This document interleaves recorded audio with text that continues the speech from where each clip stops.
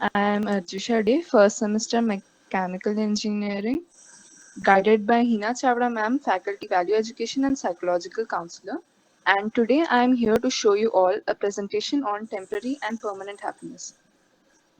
This presentation aims to define what happiness is, its types, define temporary and permanent happiness, which type of happiness is more important, and how to attain it. So the question arises, what do you exactly mean by happiness? Happiness is the emotional state characterized by feelings of joy, satisfaction, contentment, and fulfillment. It is a feeling of truly enjoying your life. Happiness can be broadly categorized into two types: temporary happiness, which is short lived and surface level, and permanent happiness, which is deep and long lasting. So, what do you exactly mean by these terms? Temporary happiness is something which can be described as a temporary phase. It is dependent on certain conditions being the way one wants them to be. For example, if someone is happy because he's experiencing life the way he wants, his relationships are going well, his studies are going well, and he is in good health. His happiness is dependent on certain conditions, so it is temporary happiness. It is induced due to the happening of an incident. A particular incident triggers happiness, but after the peak is over, one again becomes down. It is like a sine curve. Now, what is permanent happiness? Permanent happiness is inner peace.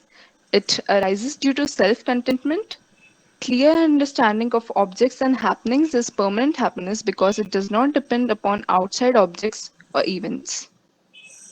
Now, which type of happiness is more important in our life? Temporary happiness is short term gain at a long term expense, but permanent happiness is completely different from temporary happiness. For example, if you are lazy, you barely exercise, and you know this is harmful for your health, but you are comfortable and you like what you're doing, but it will have consequences in the future. So it is temporary happiness. One should try to acquire permanent happiness. It is a state of mind which is very difficult to acquire. It needs determination and years of practice, but you will be on the top of the world when you acquire it. So the question arises, how can you acquire permanent happiness? The main goal is to attain inner peace. The first step towards attaining permanent happiness is stop comparison. For example, if you give an exam and one of your friends gets a better rank than you, but it doesn't mean that you will doubt your self worth. You see your friends having a lot of talents, but you have only a few talents. You start doubting yourself. You shouldn't do this. Give it a break. Stop comparing yourself to others. By doing so, you are overlooking the blessings you already possess. Comparison is the root cause of all envy. You need to realize that no two individuals are similar in this world. They have different characteristics and potential. It is good to incorporate their positive traits, but you cannot imitate them or completely be like them. You are an unique individual with varied potentials. Just believe in yourself, keep learning, and growing every day. The next step is help without any expectations. When you help someone without expecting anything in return, you're always happy. Else, no amount of charity can bring you peace of mind. Real service is done without any expectations at all. Your help should come with no expectations. The third step is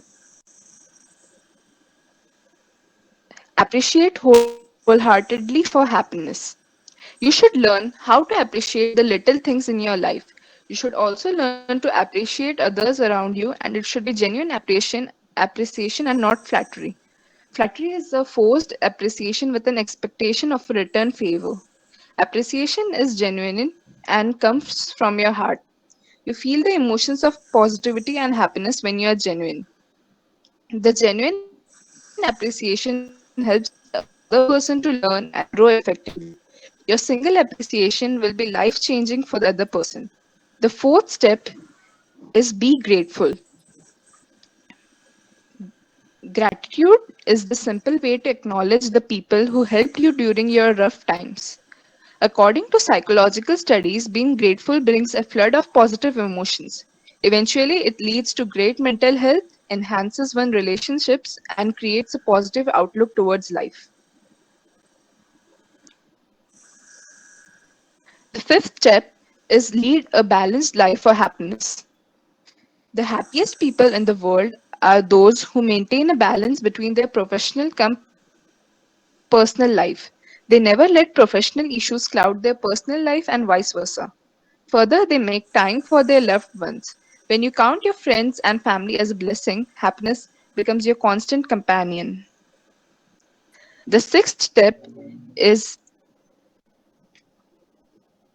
let go for happiness.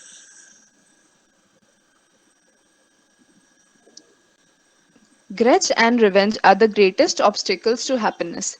It concentrates your entire mental energy into negative pursuits, but when you let go, you automatically channelize the emotion of forgiveness and empathy. On the whole, in a positive environment, there is a peace of mind for all the parties involved. Hence, the next time you feel unhappy, look inward. The answer to your unhappiness lies within yourself. Cherish the little things in life. Be grateful for having a family. Appreciate your supportive friend circle and learn to let go of petty inhibitions. Then you will stumble upon happiness every single day of your life. Now, lastly, I would like to conclude by saying that happiness is not out there, it's in you. Thank you.